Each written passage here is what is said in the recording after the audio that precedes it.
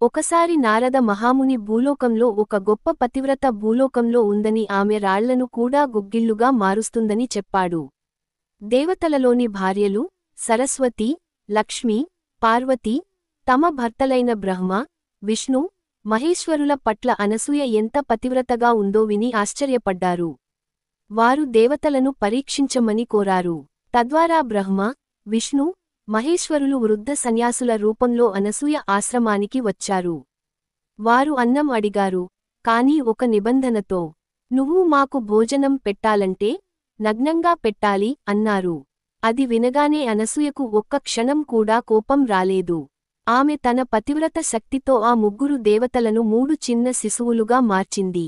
తర్వాత సిగ్గు లేకుండా వారికి ప్రేమగా పాలిచ్చింది. అత్రి మహర్షి వచ్చి ఆ పిల్లలను చూసి, తపస్సుతో వారు తిరిగి తమ స్వరూపాలకు రావాలి అని ప్రార్థించాడు.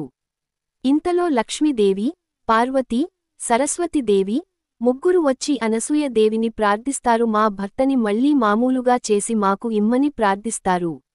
అప్పుడు దేవతలు స్వరూపం పొందారు.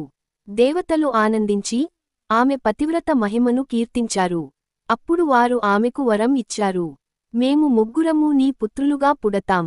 దీని ఫలితంగా జన్మించినవారు దత్తాత్రేయుడు విష్ణు అవతారం, దుర్వాస మహర్షి శివాంశ అవతారం, బ్రహ్మ చంద్రుడి రూపం.